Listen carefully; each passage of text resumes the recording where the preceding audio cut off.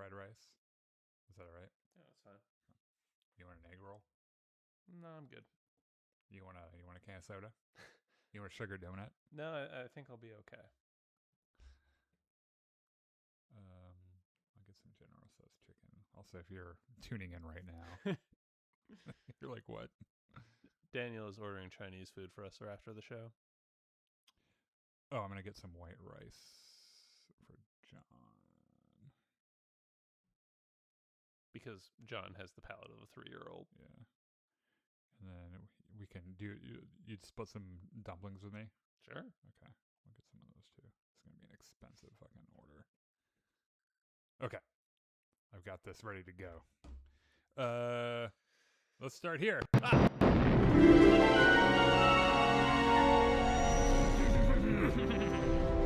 Welcome back to Jedi Enclave. I'm Daniel. I'm Chris. And this is the Jedi Enclave Presents the Now This Is Podcasting Podcast, our normally weekly podcast about Star Wars and Star Wars accessories. Today, however, it's a bonus episode. It's a bonus episode because you and I just moments ago saw Spider-Man Brand New Day, rumored to be Tom Holland's final spider flick. Yep. And there's a little sequence towards the end that might have explained that if they didn't already resolve it another way. So, yeah, I don't know what's happening with that. And who knows what's happening in December with Avengers Doomsday. Like I said on the car ride over, I would be surprised if he didn't show up in Avengers Doomsday. Yeah. It's, the like one last, they're like, yeah, we got to get you in there. So, I don't know. One last ride. Is there, before we get into the Spider-Man thing, you want to talk about Wonder Man just for a second? Yeah. So this is the only news that's happened since the last time we talked. Disney has formally canceled Wonder Man Season 2, which is weird because like they greenlit that, I think it was while Season 1 was premiering or shortly after. Yeah. Which made sense because it was really good. It was really good. Yeah. And like you pointed out, it's one of the few Marvel products that had a black lead. And now Season 2 isn't happening, and that kind of sucks because Season 1 was good. I didn't look into this too much. Did they give a reason why, or was it just not that I saw? Yeah. I mean, I guess I wouldn't really, if I didn't have to say why, I wouldn't probably either. I mean, someone will probably eventually get Kevin Feige on the record and say, "Hey, why did you cancel this?" And it's probably Disney Plus. It probably numbers, is Disney probably. Plus numbers, yeah. I don't know. all I know is I really liked Wonder Man. It's one of those, we were just talking about this the other night where it was a Marvel show, but the superpowers were never the point of that show. It was story heavy, and it was like it leaned on the story, and the story was good. And it was one of those things where when companies like this take a risk on something and produce something different, the corporate people are always like, this has to pay off big, or else we're going back to the formula. Yeah, they never learn the right lessons from it, do they? Like, it's like Wonder Man. It's like they're like, oh, we took a big swing and not as many people watched it, and it's like you don't think that maybe you should just wait a second to like, you should wait a while for word of mouth to kind of, and for you to develop the character a little bit before you just take the wrong lesson from this. And it's also, I don't think that they really, I don't think they advertised Wonder Man very well. They didn't promote it very well. Not that I recall. Yeah. So I don't know. Hollywood is great at taking the wrong lessons from things like this. So I don't know. I'm not surprised necessarily by it, but it is kind of upsetting because Wonder Man was really cool. Yeah. So, let's get on to what we're talking about Spider-Man today. time. Which, by the way, this won't be probably one of our hour-long shows just because we're talking about Spider-Man. How long was this movie? 2 hours, 20 minutes, something like that. Is the runtime 145 minutes? That would be 2 hours, 25 minutes. Yeah. 2 hours. Alexa, how many hours is 145 minutes? 145 minutes is 2 hours and 25 minutes. There we go. You were right the first time, yeah. I second-guessed myself. Anyway, pretty long movie. Yeah. Obviously, starring Tom Holland, Zendaya, Sadie Sink's in there. John Barenthal, who acts his ass off. is a lot of fun.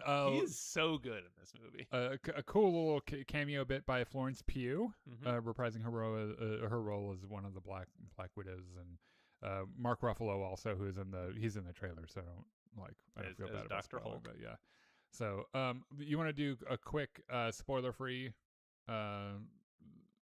thing about this? Sure. Yeah, you start and I'll add on when needed. I think this movie does a pretty good job of capturing that time in your early 20s when like you're not in school anymore, so you have a really hard time having friends, and like because like and also figuring out what you're gonna do. Yes. Yeah. Because like when you're a kid, it's really easy all the way up through high school and college, like because life is very structured. Yeah. And there's people that you see like every day for usually the same group of people for years on end. So you just kind of naturally develop those friendships. And then you graduate and you move on with your life and you get a job, and all of a sudden you don't know anyone, and maybe half your coworkers aren't your same age, so you don't have that easy connection with them.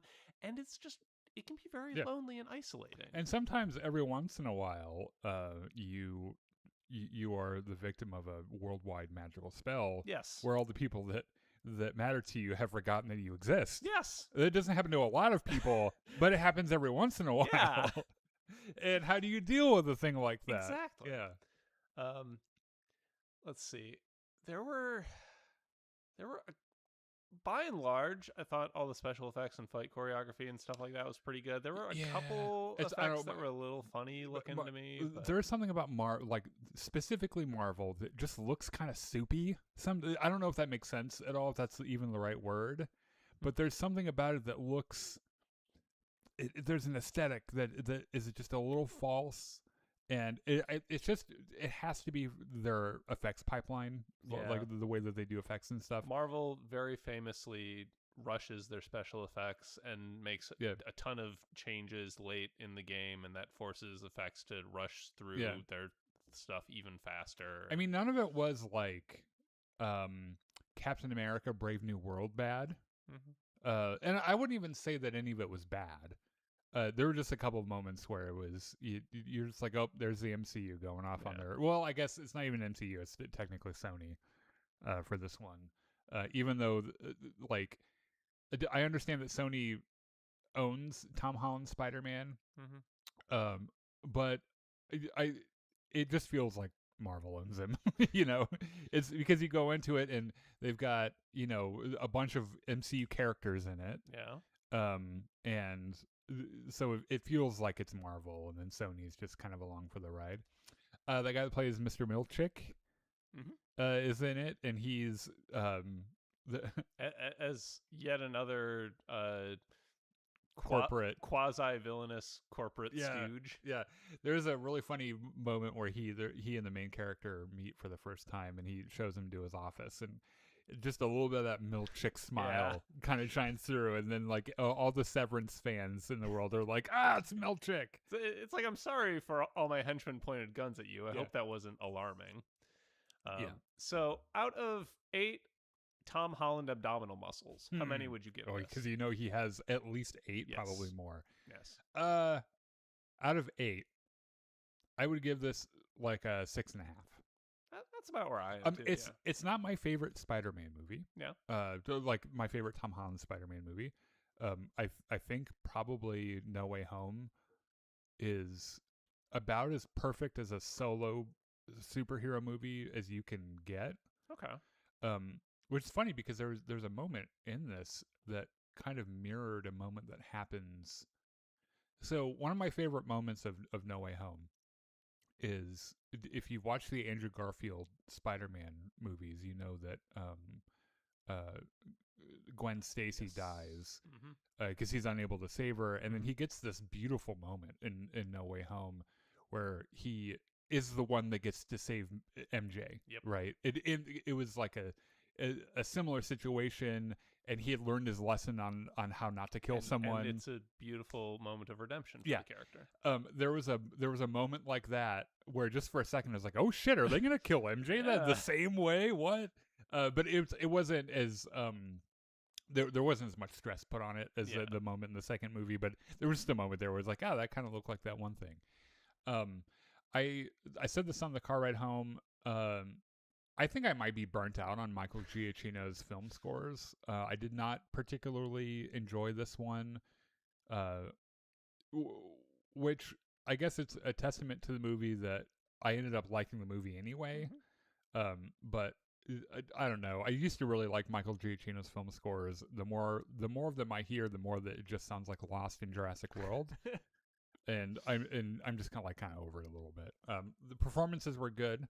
I think Tom Holland, it obviously has, Tom Holland's phenomenal. Zendaya is incredible. John Barenthal, I think is our favorite actor. Yeah, I think I probably enjoyed him the most. Sadie Sink was, you know what? It was really nice to see Sadie Sink in a non-Stranger Things project, because she was better in this movie than she was in Stranger Things. A part of that is probably because she's older. She's a more experienced, more mature actor. But I think the writing is just also better as well. Yeah. And I know, like, if you're a Stranger Things fan, like, I'm not trying to piss in your Cheerios or anything. I'm a Stranger Things fan as well. But yeah, I think this was better in general. So, and then I think that's probably about as much spoiler free as we need to get into, right? I think so. Yeah. Other than saying that whether or not this interfaces with Avengers Doomsday is up in the air, but I would imagine Tom Holland's Spider-Man probably will at least show up for one more. Probably. For Avengers Doomsday, I mean. And I don't know if they have to kill him off but I imagine that Tom Holland is tired of being Spider-Man. And I know I've seen the earlier interviews with him, right when he got that job, where he was thrilled. It was his dream job. Yeah. He wanted to, he grew up wanting to be Spider-Man. And I love that happened for him, right? But I bet after 10 years, that poor guy is like, motherfucker, I can't do another one of these. Meanwhile, his wife is off doing every movie under the sun. Right. And he has had some good success in other stuff as well. Yeah. He maybe not so much the Uncharted movie, but he was in Chris Nolan's The Odyssey that just came out and is doing really, really well. And so anyway, I'm glad that he was the one that was cast as Spider-Man. If this was his last one, I feel relieved for him, because I'm sure that he's ready to be done with it. Before this doesn't have anything to do with anything. It just gave me a bit of whiplash. Before the movie, they had this little presentation where Tom Holland was reading a little script. Well, thank you for coming to see this movie in the theater, because theaters are blah blah blah. Yeah. And hearing his natural accent, because he's very British, juxtaposed against the New York accent he plays as Peter Parker, you know what's crazy? So different. You know what's crazy is how well he does it. And that's not a thing. It's cool that Tom Holland can do that, but I've noticed this about British actors. They can do American accents so well, but we can't do British accents. And I don't know what. I think there's one. I can think of one contradiction to that statement, which is that John Lithgow, who is the man who's going to be the new Dumbledore, plays Winston Churchill in The Crown, in HBO's The Crown. Yeah. And he is fucking brilliant. And I know that he's American, and watching that show, it's but he's British, right? Was he British the whole time? I don't know. I think it's also a testament. I'm just now realizing how xenophobic J.K. Rowling is about having Americans in the Harry Potter verse. I'm just now realizing that casting an American as Dumbledore is probably also, But anyway, the British people do really good American accents. Tom Holland's Brooklyn accent or Queens accent is really, really good. Okay, so you want to give us a quick primer on where we are in the Spider-Man universe? What has happened to previously on Spider-Man? The universes got too close, and a whole bunch of Spider-Man villains came in, and Doctor Strange summoned some other Spider-Men, and all the Spider-Man villains were sent back to other universes. But the only way to fix everything was to have Doctor Strange cast a spell that would make everybody forget that Peter Parker exists in the MCU. And Peter was kind of conflicted about it. Finally, he's like, fucking go ahead and do it. To Ned and MJ, fucking, I'll find you guys and explain everything, but you're going to forget about me. Don't worry about it. Movie starts. Peter has not found Ned and MJ. And he hasn't gotten around to it. He's got a lot of shit going on. He's got a lot of shit going on because he's Spider-Man. Yeah, he's going around capturing all these criminals, including the Hand, the red ninjas. Yeah. Scorpion, some other of his rogues. One other ugly looking motherfucker who I did not recognize. This is where you can kind of tell I'm not a huge Spider-Man comics fan. It's fine. But it was one of his rogues gallery, right? Might have been the Rhino or something. No, it wasn't Rhino. It was somebody. I don't know. Doesn't matter. Yeah. So, let us know in the comments. So like 4 years pass in a little montage here where like Peter watches on TikTok or Instagram or something while Ned's... Yeah, because Ned is like streaming their entire... He's like doing a vlog Ned's through all of MIT. 4 years at MIT while Peter is out punching criminals in New York. Yeah. So there's something to be said about this, by the way, and I think it's something that Tom Holland does a really good job of conveying: the longing and heartbreak at having to watch the two people in his life that matter most to him live their lives and seemingly be happy from a distance, and like. Because one thing we forgot to mention in that recap is Aunt May died. Right. Of course. Yeah, so he doesn't have anybody, he has no one. So, like, and it's, like, obviously he is in love with MJ, but before MJ even was this really intense friendship he had with Ned, where they were practically brothers, and seeing both of them just move on with their lives and forget totally about him, like, if you imagine that is the thing that happens to you, how utterly heartbreaking and terrible that would be. And I think Tom Holland does a really good job of showing that on one hand he's heartbroken and he misses them, but on the other hand they've flourished and done well at MIT, and so he's really proud of them. And it sucks. Like it really sucks for him, and it's really too bad. So anyway, we get to the present day. So we got the ninja guys. Yes. We got the one weird fucking guy. Tom Holland seems to be, so he's got this new cop friend, who's played by Tina from The Bear. Yes. Who, by the way, I think out of all of the characters in The Bear that I love, which is all of them because they're all pretty amazing, I think Tina's my favorite. Yeah, fair. And I'm really glad to see her in in something else that isn't The Bear. I thought she does a really good job. So she's like, she's a detective. She's a detective that they're work friends, and like Peter has this crime detection thing on his phone. So like the running gag is that like he'll be running around calling her, talking about some case they worked on, and then he gets a alert about some bank robbery or something. He's like, I'm gonna go over there and take care of it. And she's like, great, I'll see you there. Yeah, and like she's also, she's a little bit of a work mom too. Yeah. Where she's like, you really need to take a fucking vacation. Yes. Like you've been doing this shit for 4 years straight. Yeah, it should not be your entire life. You should not be married to the job. Yeah. Go make some friends. Maybe get laid. Yeah. Who knows? So I guess kind of the inciting incident of this story, a tank rampages through the city, right? Because it seems to be going toward the Department of Damage Control. Specifically their prison facility, right? And like he's trying to stop it. This is the moment in the movie where Frank Castle shows up. Yes. And Spider-Man's like, Frank, what the fuck? Yeah. I got this. I don't need you shooting grenades at it. Yeah, Frank's like, okay, you took away my one grenade launcher. What do I pull out? My second grenade launcher. You know that guy that you have in your life who like you could use a really precise tool for something, but there's the one guy that will use a hammer for everything. Yeah. That's Frank Castle. Right. And the hammer isn't a hammer, it's a grenade launcher. Yeah, it's a gun. Right.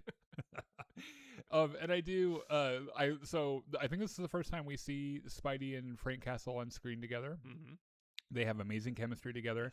They're really good foils for one another. Which is another testament to Tom Holland and John Barenthal's acting chops. Yeah. Because they're so good together. Yeah, they bounce off of each other really well. And what's funny is, like, knowing, after seeing the special presentation that they put out about Frank Castle, like, a couple months ago, which is, especially for the MCU, very dark and violent. Dark and violent and grisly and bloody and gory. Seeing how much they had to sanitize him for primetime to be with Spider-Man. They don't even let him say motherfucker. Yeah, I know. Well, right, there's the one moment where he thwips him with the web right as he's about to say, yeah. So we've also seen him with Daredevil, and he's allowed to be a little... Because that's Disney Plus, right? Yeah, but it is Disney Plus, but also Daredevil is rated TVMA. Yes. So they can let Frank Castle be a little more himself. But in a movie where they're in a summer blockbuster where they know a lot of kids are going to be watching, they couldn't let him be insane, which I get. But I sure would have loved to see it. You know, it's like if I were in charge of this movie and they're like, okay, we can do all the Frank Castle stuff you want, but it would be the reason that the movie's rated R. I'd be like, let me think about it for a minute, because that might be worth it. Yeah. They're not able to fully stop the tank, and it crashes into the Department of Damage Control. And Spidey like pulls open the tank door, and there's just this old woman, like, middle-aged woman this sitting in there, just smiling at him, like, hi.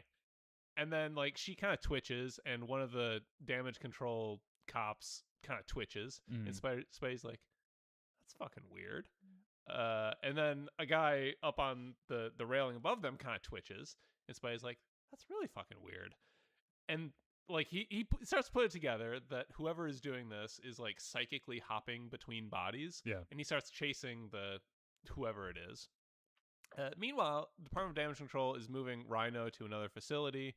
The body snatcher gets up there and manages to tell the people on the helicopter to take him to another prison where presumably there's something happening. And Spidey gets up there, and the body snatcher's like, wait a minute, I can't steal your body. Yeah. Also, you know where I am. Those two things are really fucking weird. Yeah, that's an interesting thing. They played off of this a little bit in was it No Way Home? Might have been. Doctor Strange is in No Way Home a little bit, right? I think... Yeah, because he's the one doing the spell. Yeah. So he do you remember when Doctor Strange he does the move where he punches your soul out? Yeah. He does that to Spider-Man to get the MacGuffin from him. Yeah. But even with his soul punched out of him, he still is able to not like to react and everything. I guess that's the Spidey sense. Yeah, and I wonder if that's the same kind of mechanism that is protecting him from. Yeah. So anyway, the body snatcher goes away, and Spider-Man is like, okay, that's strange. Yeah. I need to go to the actual Department of Damage Control so that I can, get through this. So like he has an appointment with the director, and he goes through security, and there's a really funny bit where they're going to make him take his mask off, and they're like, if you don't take your mask off, all these people with guns are going to shoot you. Which at this point, like, they make a point of saying that this ends up becoming salient in like a few minutes, but they notice the spider DNA in his DNA, and it's like, that they have your DNA now. Like, there's no way they don't know who you are now, right? Yeah. So but anyway, he meets with I can't remember what the guy's name is in the movie. Director, it's probably on Wikipedia. It starts with an M. But like, he's like, okay, everyone just chill. He's with me. So as you can see, we at the Department of Damage Control, we are tasked with repurposing all the weird technology and superpowers people have into ways that are constructive for society. Like the Hand, those ninjas that you beat up and put in jail, they work for us now. They're our security. Metzger, by the way. Metzger. Director Metzger. Yeah.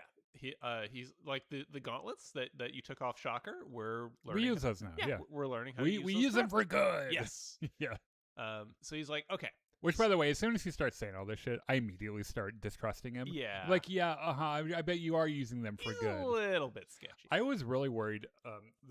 Like, when you were watching the trailers for this movie, they put those scenes of him fighting the ninja guys. They're just throwaways at the beginning of the movie where he's like, oh yeah, much, I fought him and beat him.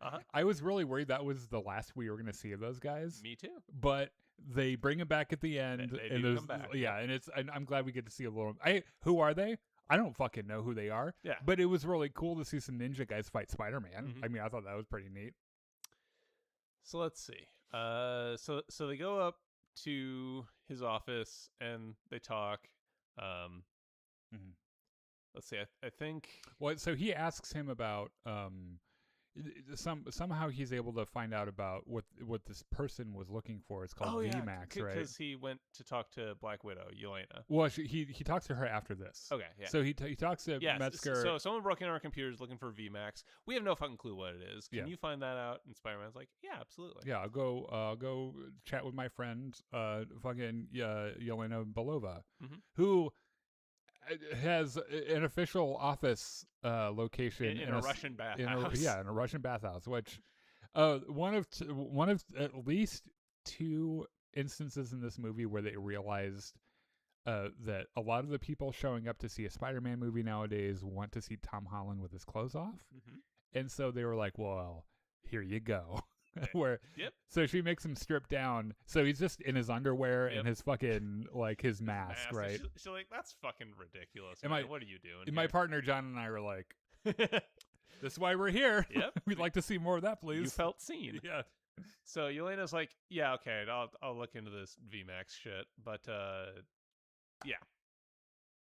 So let's see what happens to that. So he runs into Ned and MJ. Yes, he runs into Ned at this bodega, and Ned's loading up on energy drinks and beer and for a party. Right? You know, a man. Look, for a man who before the memory thing happened, was just the sidekick to a objectively gorgeous man who isn't as ripped.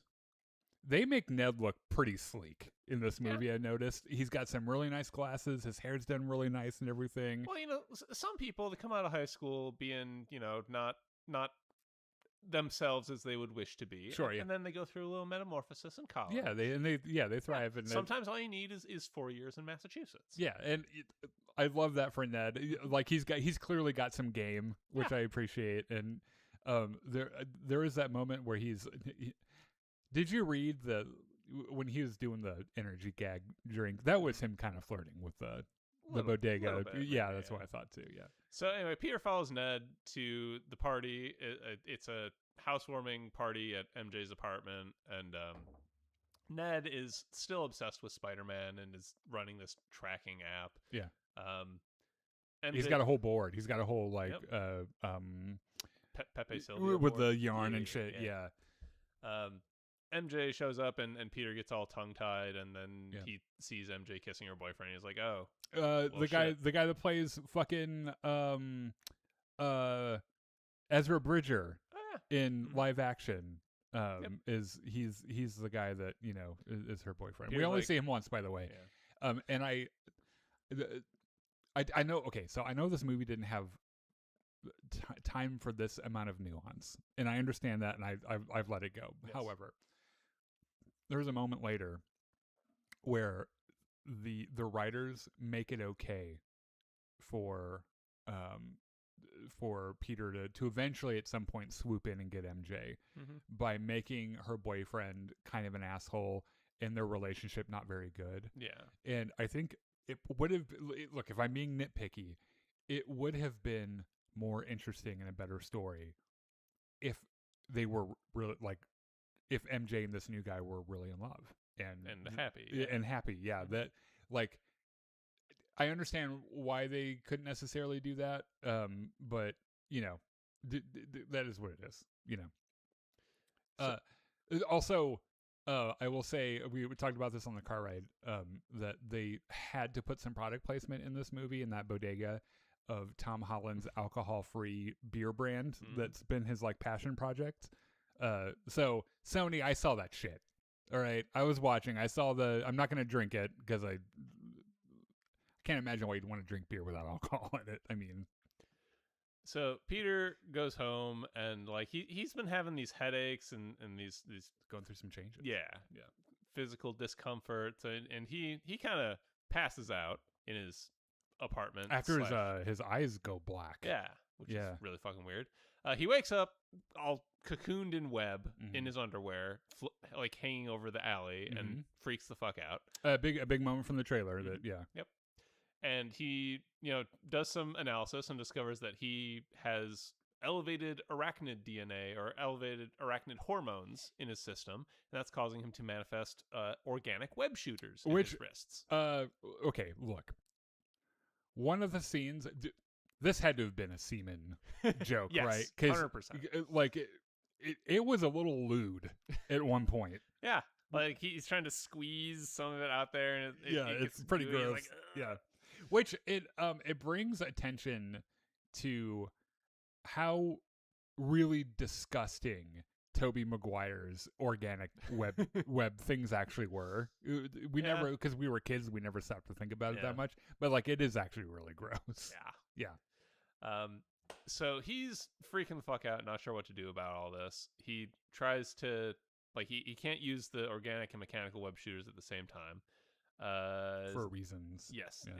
Is this the point where he goes to talk to Dr. Banner? Yeah, because he's got to figure out a way to limit his spider DNA from getting too high on one side, right? So he goes to talk to Dr. Bruce Banner, who's teaching at a university in town, Empire State University. Which, is that a real school? Maybe that sounds made up. So after class, he kind of says, "Hey, Dr. Banner, I couldn't help but notice that really cool inhibitor you're wearing on your wrist and how it prevents you from turning into a giant green killing machine. What if someone wanted to inhibit, say, that is a real school, arachnid DNA? Son of a bitch. Well, there you go. Yeah." And Banner's like, "Well, yes, you theoretically could do it." And Peter's like, "Okay, great. What if I only want to inhibit parts of the DNA? Like the bad parts, the parts that make me, go black eyes, kill people, and not the parts that make me want to, make me able to jump and spider sense and be strong." And Banner's like, "Well, how the fuck do you know what the good and bad parts are, huh? Who are you to judge? Yeah. Also, you're coming really close to making a universal power inhibitor, which, let's just stick a pin in that, because that's definitely going to be a plot thread in future MCU projects. And also, you're not really a student of mine, are you?" He's like, no, I'm a grad student. You got me. Yeah. Also, I'm going to go to the library, which is over here. And Banner's like, "No, it's over there." He's like, "Oh, fuck, it is over there. Sorry." Yeah. You stick around. I'm going to need you for a Act 2 conflict. Yeah. Okay, Dr. Banner. Somewhere in the middle of all this, the Scorpion is attacking something, and Spider-Man shows up to beat him up and almost hurts some cops. Yes, because he gets into super spider mode. Also, the Scorpion is under control of the Body Snatcher. Right. And I can't exactly remember why he was there. Was he trying to find VMAX? I think so. Yeah. Which, by the way, I love how this VMAX plot point ends up being the whole V'ger thing from Star Trek: The Motion Picture. Do you think that's a reference, VMAX V'ger? I don't know. It seems a little too similar for it to be like maybe it was a little nod. Yeah. So let's see. So we've done all that. So should I get the hold on? No, I think I remember. So Peter is like still messing around with his inhibitor, trying to figure it out. He falls down on the street, and some passerby is like, "Hey, Spider-Man, how's it going?" So he's like, "No, I'm just testing out some tech. I'm fine." And the passerby is like, "Yeah, it's not really working out for you too well, is it, Peter Parker?" Which gets Spider-Man's attention. And then the Body Snatcher and he have this conversation about how, his secret is no longer a secret. And also... because that person is in his apartment, right? Yes. And how sure would be a shame if something happened to MJ, wouldn't it? Yeah. Which triggers a race across town. Yeah. He does, somewhere in here, he does a little bit of sciencing and discovers that whoever is doing this can't body snatch if the person's more than 33 feet away. Yes. And he gets to MJ and convinces her to come with me if you want to live. And MJ's like, "I have no idea what the fuck's going on, but all right, let me get my coat." There is this kind of heartbreaking moment where he gets her to where he thinks she's going to be safe, and MJ suddenly seems to remember him after a kiss, to remember him but it was this It was the body snatcher all along. Yeah, and and she's like taunting him about, oh yeah, go ahead, just hold her and make believe it's all real again. Fucking true love's kiss breaks the spell. Yeah, she would be disgusted by that, man. Like, did you really know this girl at all? Which is funny because it was kind of how it would, like when we were going through that scene, like she seems to snap out of it when they kiss him, and I'm sitting there like, are they really going to do the true love's kiss thing? Because that's a little weird. Weak, yeah. But the whole thing's an act. And he does say to her, like, if you've ever loved someone like this, you would know how unforgivable the thing is that you're doing right now. Yep. And I remember thinking, like, yeah, that's shitty. Like, damn, that sucks. And then she throws MJ's body off a fucking ledge, and he saves her. He has to save her. But then she wakes up. She actually wakes up. Yes. Right. Before that, the body snatcher is, like, encounters them on the street and is like, hey, I forget what she says here, actually. Who says? The body snatcher to Peter at this point. Well, anyway, he gets a view of her face. Her face, right. She's in a car, yeah. Yeah, and he does a Google image search. AI do and image search. Big reveal in the film, which is that the person, he's able to figure out who it is, and it's fucking Jean Grey. Jean Grey, noted X-Men character. Who isn't obviously the mature, member of X-Men version of Jean Grey. Right. She's still a kid. She is a teenager? Late teenager. Yeah. So finally, Spider-Man's like, okay, look, I need to get you someplace where I actually know you're going to be safe. Oh, that's where he gives up. Oh, yeah. Yeah, because he's like, because she really wants to get into the Department of Damage Control. And he more or less says, I'm always going to try to stop you. And then after almost losing MJ, with her being thrown off the building, he surrenders, and it was like, okay, I'll stop doing it. And that's when she leaves, and on her way out, he gets a good look at her. Yeah. So Spider-Man takes MJ over to this derelict shipyard that's just strung with booby traps. Some of the most aggressive in your face booby traps. Like fucking do you remember that bit from Return of the Jedi where the two tree things, except he does that with trains. Yeah. Which it seems a little overkill, but so finally you hear this. It's funny because when we're watching this, but all this was happening, I leaned over to you and I was like, I wonder whose place this is. And it's fucking Frank Castle. Of course, it's Frank Castle, yeah. And Frank and Spider-Man argue about the Brooklyn incident and all this shit. And finally, Staten Island. Yeah, Staten Island incident, yeah, where obviously Peter Parker saved him. Yeah. Yep. And finally, Peter's like, look, can you just keep her safe for like 2 minutes while I deal with the rest of the shit? And Frank's like, you like chili? And Peter's like, yeah. I'll eat some chili. Yeah. They're like, all right, I made chili. Yeah, you can stay. Yeah, I love this dynamic they have where Frank is trying so hard to be a hard ass, but he clearly likes Spider-Man, and they have a rapport, and I think he immediately realizes how much she means to him. And I think there's a part of Frank Castle somewhere down deep where he was like, all right, I'll protect this girl with my life. Also, there's a little bit of like mutual appreciation between MJ and Frank. Oh, they are more similar, I bet, than they would like to admit. Just like one bad day might have MJ suit up as the grenade launcher. Oh, wouldn't that make a great fucking what if? Marvel what if? Yeah. Oh God, yeah. Yeah.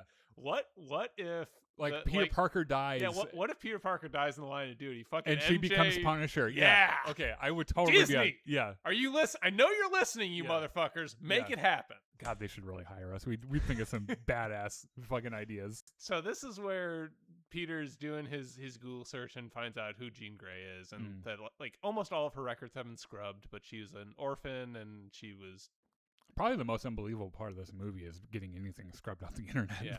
Like once that shit's on there, it's on there forever. Yeah. Peter's like, gotta do some work on his inhibitor, and he's like, all right, just keep MJ safe. I gotta go to my workshop. And Frank's like, fuck, you need something I don't got. He's like, I need this, that, and the other, all these technobabble. And Frank's like, I got all that. He's like, you mean bomb making supplies? No, he says, I got that. And Peter's like, why do you have that? And MJ says, bombs. Bombs. And Frank's obviously like, bombs. Yes, exactly. Oh man. There's a really cute moment where he's trying to make this inhibitor thing and everything, and it's you kind of forget that MJ and Ned are done with MIT. Yeah, they went to MIT and they're done. Like they graduated. So like MJ is really smart at shit like this, and she helps him with the inhibitor a little bit. They figure out that his goggles are fucking goggles are interfering and blah blah blah. But there is this really cute scene where they're both separated by he's put a curtain up so he can take his mask off and work on this project, and which the only reason the mask has come off is so that the cameras can capture Tom Holland's face the emotes. Yeah, sure, yeah. Where they're clearly flirting with one another, and it's really cute, and all I'm saying is that if Tom Holland flirted with me, it would work almost immediately. And so she helps him solve the device problem he's having, and then so he's like, okay, well, you stay here, and I will go take care of this. Because Jean Grey has just been spotted at damage control, so I got to get out there.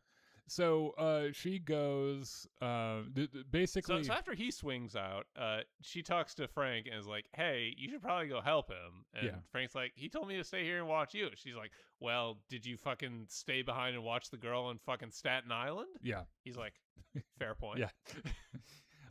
So there's a big showdown at the Department of Damage Control. That involves the Hulk. Yes, because Jean has brought the Hulk around. Yeah, along. Which is a really if there's a big vault. What a great way. What bigger gun is there? The reveal there is that she's damaged or taken off his inhibitor. Yep. And then Frank. Of course Frank shows up to save the day. Yep. And there's empties an entire machine gun at the Hulk to no effect. It is hilarious to me that he just keeps shooting though. Yeah. And there's a bit where he's like slow motion. He's like walking around the hall, just like headshots. Yeah, and he just doesn't understand why it doesn't work. Doing nothing. Yeah, I mean Frank doesn't have superpowers. His superpower is guns. Yeah, and there's also this one after he's pretty much figured out that guns aren't gonna work. He doesn't stop doing it, and Spider-Man webs him and pulls him under the floor, and the whole time he's still shooting him. It is the funniest shit in the world. So finally they get this plan. Spider-Man's gonna keep fighting the Hulk while Punisher goes after Jean Grey, which there are many reasons why this is a bad plan. I know, but it's the best they got, I know. Right? Spider-Man's don't let her get within 33 feet, and it's he's that's not how Frank Castle doesn't. Is he? That's not gonna work. No, right? Because he's and of course. This plan fails immediately. Yes, because she's just right there. And Frank is looking at something in a lab, and then Jean Grey walks in and is like, "Hey!" Yeah. And all of a sudden, Frank's just twitches. She's in his head, and then she's like, "Wow, this guy is really fucked up." Yeah. Which I think is everyone should go and watch the special presentation thing they did for Frank Castle, because he really is insane, right? Really. Incredibly fucked up in a way that's hard to overstate. So having that moment where she's like, "Oh goddamn, this guy is so fucked up." This is the first head I've regretted being in. Yeah, I want. So she there's a fight scene between Hulk and Spider-Man, and at the end of it, Hulk recognizes Peter. Yeah, and then gives up. Yeah. But Frank. Well, under Jean's control, Frank uses bombs to blast open the vault and shoots the guards and everything. And Jean's like, "Okay, what the fuck? You're gonna tell me what I want to know." By this point, Spider-Man manages to get back and distracts her, and she gets tranquilized. Slaps the inhibitor. That's right. Yeah. That's right. Slaps the inhibitor, the universal inhibitor, on her. She gets darted by Mr. Milchick. Yep.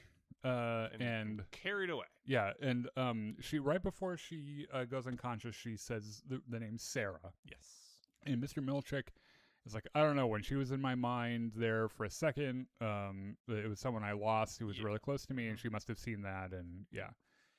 So the Jean Grey problem seems to have been solved. Dealt with, right? Yes.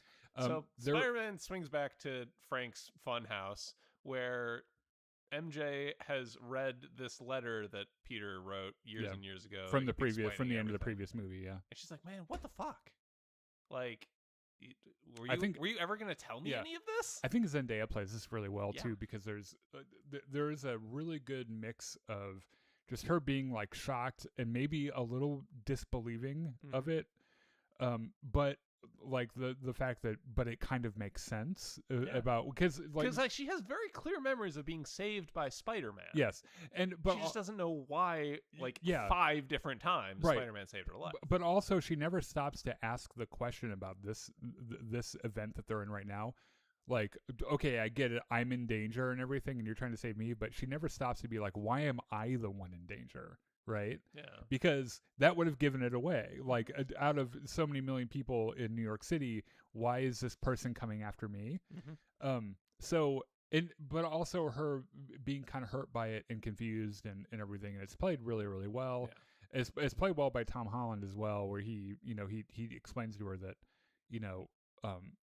this is literally the only way I could protect you. Yeah. And you're the most important person in the world to me. Yeah. So there's a funny bit where she's like, okay, well, I'm going to go. And then she realizes she really doesn't have a way home. So she asks, can you just take me home? Yeah. He's like, yes. So he takes her home and then she invites him upstairs. Yes. Which immediately I was like, to fuck? And then she's like, to meet Ned. And I was like, oh, probably Come on, okay. It's the middle of the day, Daniel. Do you not fuck in the middle of the day? You're allowed. I mean, you can. There's no rule against it. Not traditionally. Yeah. So she takes him up to meet Ned. He doesn't take his mask off the whole time, but they hang out, and it is a really touching scene. Yeah. Because they're like, him and Ned are putting together a fucking Lego X-wing, and they bond for the exact same reason they did before. Yeah, because they're nerds. giant fucking nerds. Yeah, they're a bunch of nerds, and it's really nice. But during this conversation, Spider-Man comes to the realization that the people who get body snatched by Jean Grey don't have any memories during that time, which means that this thing that Mr. Milchick said about Sarah is a lie, right? So he starts to think, and then I think they do a little bit of research. They talk to Yelena again. Yeah, and find out that Sarah was her sister. Yes. Who was arrested or captured by damage control and never heard from again. Yeah. So Peter's like, oh no. Oh fuck. I helped the cops. I need to go fix this. This is why you never help the cops, people. Don't do it. Don't ever help the cops. Don't help the cops. So he goes swinging towards damage control, and while he's on his way, Frank calls him and is like, yo. He's got the Spider-Man tracker app. Yeah. He's like, look, are you fucking nuts? You're going to let the body snatcher out again? Like, if you do this, I'm going to put a bullet in her head. Yeah. And Spider-Man's like, Frank, no, you can't solve every problem with guns. But Frank's already hung up. Every tool is a hammer. So Spider-Man, Frank, every tool is a hammer or castle. Yes. So Jean wakes up. She's been strapped to a chair. The inhibitor is still active. Mm-hmm. And Mr. Milchick's like, all right, look. Your powers are way too dangerous to be left in the hands of a child. So what we're going to do is we're going to study your brain and how it works and how to replicate that power so that the adults can use it. Mm-hmm. And she's like, where the fuck's my sister? He's like, I hope this is how we can honor her sacrifice. And she's like, you motherfucker. Yeah. There's a big reveal that VMAX is just the brand name on a vent. It's like Ventamax or something. Yeah, so it's like a V'ger moment from Star Trek: The Motion Picture. And Jean realizes, holy shit, my sister died in this very room, and that was the very last thought she had. Yeah. So she. And that's what triggers her to go Super Saiyan. Yeah, which, by the way, this is like, I think within a kilometer. Yeah, a 1 kilometer bubble. She freezes everyone in New York City. Everyone telepathically and telekinetically frozen, I'm pretty sure. Except Spider-Man for some reason. Yeah, it's pretty terrifying. He tries to get up to her. He fights the ninja guys, and it's actually a lot of fun. The ninja guys who are under Jean's control. Yeah. He comes to this realization that he has to take his inhibitor chip off and just be who he is. Mm-hmm. And it's a nice little lesson and everything. And he's able to get in and out of like super spider mode. Yeah. There is a very noteworthy revelation that the artificial webs that his mechanical web shooters use, damage control has guns that get rid of those. Sure. And Jean Grey is like, isn't it fucking weird that your buddies at damage control had guns specifically for you? Yeah. Like no one else uses this kind of web? This is a very Batman thing, by the way. Like how Batman has contingencies for everyone on the Justice League. Yep. Yeah. So like he takes off, like his web guns get broken. He takes off the inhibitor chip. He's able to get in. Yeah. Where Jean has Mr. Milchick tied up in the chair, and is like a bunch of glass shards that she's about to cut his neck with. Yeah. And he's like, don't do it. She's like, if you step closer, I'm going to do it. He's like, don't do it. She's like, I'm going to fucking mind freeze. I'm going to go inside your head get in right your brain. now. Yeah. He's like, fucking go ahead. Yeah. And she does. Yeah, there's this really beautiful moment where she experiences a memory from Peter's point of view where he talks to Aunt May. Mm-hmm. And this, to me, read as Aunt May helping someone else from the grave. You know, that her influence with Peter was so powerful and that she was such a good person that she'd be able to help other people as well. The sheer unbridled mom energy of Marissa Tomei turned Jean Grey from, I want to kill this guy, to, holy shit, maybe I should try to be a good person. Yeah. Right at the end of this little memory thing, Frank has gotten up on a building and has a sniper rifle not just a sniper rifle. This is an anti-materiel rifle. Yeah, this is meant for shooting through vehicles. Right. So he's like, I like how he's like, okay, well, I can't get within a kilometer because of this like, but I can make that shot. That's easy. So he takes the shot, and Peter realizes what's happening, and like shields Jean Grey with his body. Yeah. And he's losing a lot of blood, by the way. That's one of the reasons why doing so good. There for just a moment I was like, shit, are they gonna kill Spider-Man? Because they had him laying on his back with that pool of blood behind him, and it was like, oh man, fuck. Yeah. But they don't. Yeah. So spoilers, they don't. Frank takes him to the hospital really quick, and he gets emergency surgery, and there's this flash of... He's like, save my son, the Spider-Man! The news is being like, Spider-Man's in the hospital with his life on the line with a mysterious gunshot wound that definitely wasn't caused by the gun-toting vigilante who brought him to the hospital in the first place. Right. Which, by the way, how does Frank get into a hospital and not get arrested? Well, I can tell you why. Are you gonna arrest Frank Castle? Fair enough, but like, because I tell you, I'd be a cop and I'd see Frank Castle coming and be like, nope, nope, no sir. To borrow a phrase from Elena, this is very large potatoes, and most cops are very small potatoes kind of guys. Yeah. So Peter's fine. It turns out we find out that Jean was using her powers to keep him alive a little bit while they're doing surgery. Until he manages to wake up. And there's a really nice moment where Frank and Peter talk, and Peter's like, are you crying? Yeah, Frank's like, I'm not fucking crying. He's like, you're crying. That's adorable. It is really cute, actually. So Peter's okay. So I love how Punisher distracts everyone by putting the Spidey the mask and the gloves on and waving out the window. Yeah, while Peter escapes walks out the door. And so he gets away. Jean Grey gets away. Don't know where the fuck she's going. She's going somewhere. If I had to guess, she's going to Westchester, New York, to join the Xavier School for Gifted Youngsters. Yeah. At some point, whenever X-Men happens. Yep. And Peter is still Spider-Man, except now he has some friends. Yeah. And then I think at the end of the film there, the suggestion is that he's about to tell Ned. Or does Ned just remember? Because he does their cool handshake. And does it snap him out of it? Like, does he? It might. Because he says his name afterwards. Yes. So I don't know. Huh. But there's not exactly True Love's kiss, but a bro secret handshake? Yeah, I don't know. Yeah. There's a post-credit scene where Spider-Man is somewhere in space. Yeah. And it's the most disappointing post-credit scene I think we did wait through the whole credits for that. It was not worth sitting there for. Now that I'm thinking about it, that almost has to confirm he's going to be in Avengers Doomsday, right? Because you would think. Like, doesn't that happen on Battle World, like out in the middle of space or something? Maybe. I don't know. I haven't heard any spoilers. Yep. So anyway, pretty good flick. Good movie. Yeah, it was worth the money to see it. It was a lot of fun. Good summer blockbuster. Looking forward, we will be back on Wednesday for the normal episode of the Jedi Enclave Presents. This is Podcasting Podcast, and we're going to be talking about House of the Dragon. The penultimate episode of the season. So come and check that out. Chris says, "May the Force be with you, Daniel and Chris. I hope you're both having a good day, and I hope you both enjoyed the film." Yeah. I did. I thought it was good. It was a good time. It's a good time. Yep. Yeah. So thanks for joining us. Thanks for the support and everything.